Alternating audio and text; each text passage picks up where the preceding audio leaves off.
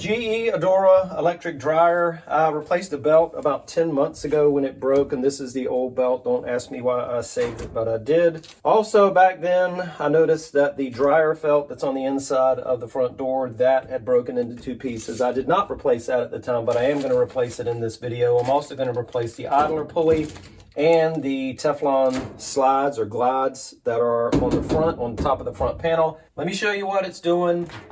It does not make a noise initially. Usually it has to run for about 30 seconds or so, maybe a little longer. So I think what's happening is that the idler pulley, as it heats up, starts to squeak and squeal and make some racket. So hopefully replacing the idler pulley is going to solve my issue. And the glides, like I mentioned before, they've never been replaced. So the noise should start fairly soon if it does like it normally does. Don't click away. It's gonna make noise. I promise you. I'm not lying, there it is. So what is that? What causes that noise only after the dryer warms up?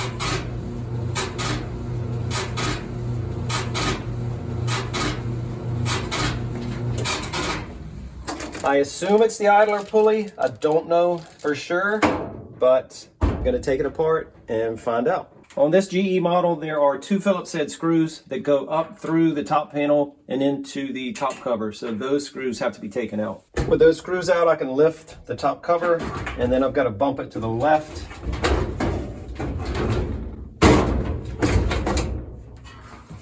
And I can see right away that the belt is there. Looks like it's in good shape. So we can cut the dryer on, see if we get the same noise. And there's a manufacture date right there, 5/29/2012.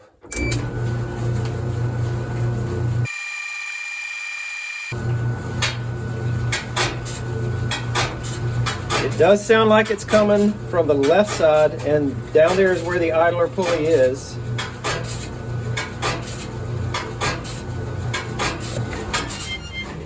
So, yeah, I'm thinking it's the idler pulley. We'll see. Now that I'm taking the drum out, which is going to expose us to the motor down below the wiring, I'm going to unplug the dryer. And I would suggest you do the same. Now to get the drum out, the front panel has to come off, and there are two screws, one on either side, that hold that in up at the top. So you can use a socket, or they are recessed to receive a square drive. And now I'm going to pull the front panel straight towards me and then lift it up. It hooks in at 3 spots down below. And there are some wires down below. I'm not going to disconnect those. I'm just going to spin this door and lean it up against the washing machine. Looking underneath the drum, that is the idler pulley right in the center. And I'm going to have to take the belt off of that pulley to be able to get the drum out. You can barely see that pulley right there where I'm pointing. So I'm going to be reaching in from the right side of the drum, pulling that pulley to your right. That will allow me to get the belt off the pulley, and then I can take the drum out.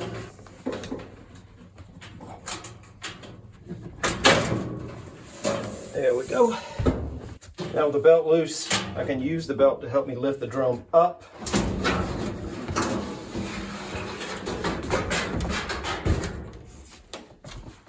This is on the back side of the drum. This is a drum bearing, and this appears to be in good shape. It's nice and lubed up, so I do not think this is the cause of the noise. And that drum bearing, that slides right in to that hole on the back of the dryer. So this dryer model does not have rollers. The weight of the drum in the back is carried on that bearing. So here's the idler pulley. And I don't see a problem with it. Feels like it spins freely. That doesn't mean that this isn't the issue, but I do not see a problem right away. And with this arm, you'll hear a click. Hear that? That is a safety switch that cuts off the motor, just in case your belt breaks, so the motor doesn't continuously run without a belt on it. So right now, the motor should run. And what I'm going to do, and I'm not telling you to do this to run the motor without any protection around it. I'm going to plug it back in. I'm going to cut the motor on and let the motor run by itself to see if the noise is coming from the motor. So let's see what happens.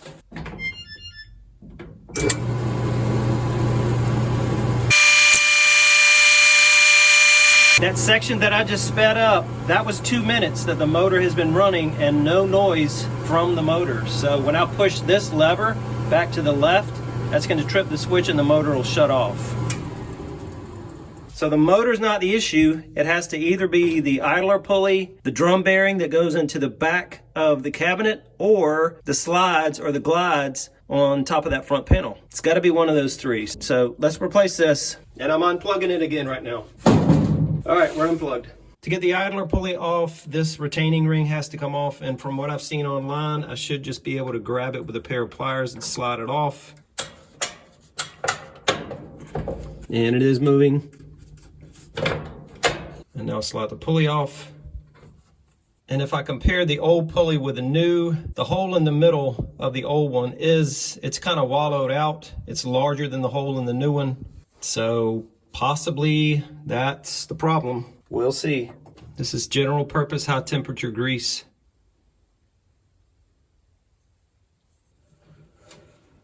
And I'll probably put way too much on there. Now I've got to slide the retaining ring back on. And it was right about there. So we will see once we get everything installed if that was the problem. Now let's replace that felt on the inside of the front door panel. So on the back side of my front panel, this channel is where the felt goes. And then the front part of the drum rests against this felt, and that eliminates any noise from the drum rubbing against the plastic. So you put the felt in and you try to push it flat so that you don't install it with just the edge sticking out. And then this top piece, you just bend it over and hook it right in there. And then we'll do the same thing at the other end. So you have to hold the felt up and make sure you have it in the right position when it goes all the way around, that you have enough left over to hook it in at the other end. So now it's just a matter of getting it pushed in all the way around.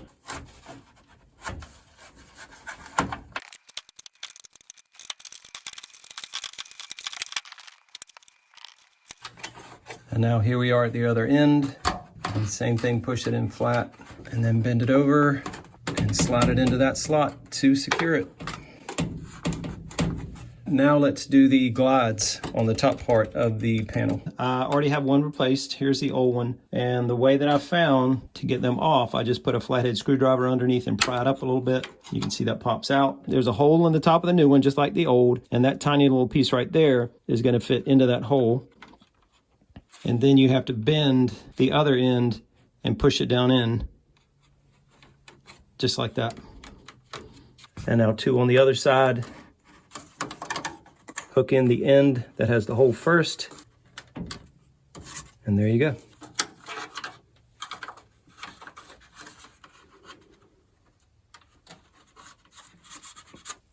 Time to put everything back together, which means putting the belt around the idler pulley and the pulley on the motor. And this is how it's going to be going on. You're not going to be able to see what I'm doing because the drum's going to be in the way, and I won't be able to see what I'm doing either. I'm going to have to do it by feel. But that's how the belt is going to go around this pulley with the rib section of the belt to the inside. I'll be forming a loop, going around the pulley, having to pull this down to get it around the pulley on the motor.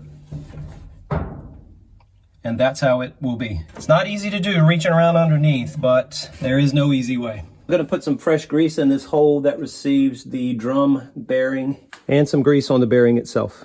Using the belt to help me lift the drum up so that I can reinstall it. And I wanna get the drum bearing reinstalled in the hole in the back, and I think that's it right there. So now I'm gonna spin the belt. I wanna make sure that it's flat all the way around, and it should be since it's been on there for 10 months. Sometimes when it's a new belt and it's right out of the package, it has a lot of kinks in it, but this is flat all the way around. And I have it in the shiny spot on the drum where the belt has been while it's been turning for the last 10 months. So that's in the right spot. Now I can go underneath, pull down that idler pulley arm and get it over the idler pulley and the pulley on the motor, which again, you won't be able to see, but neither will I.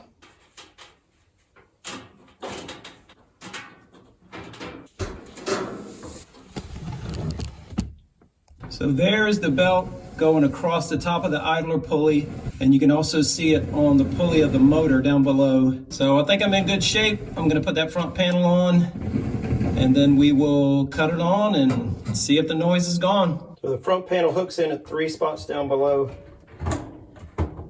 And then I wanna lift the drum up and make sure that it's resting on top of those glides that we just replaced.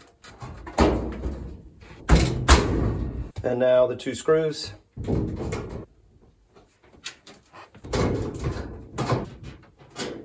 And I can plug it back in and we will cut it on, see if the noise is gone.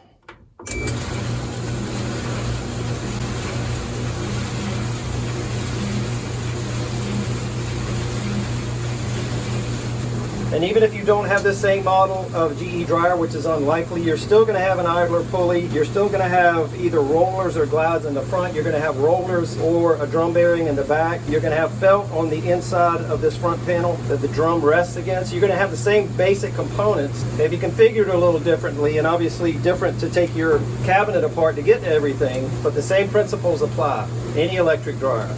And this has now been running for, let me look at the camera. This has been running for over 4 minutes and no noise at all. So this is fixed.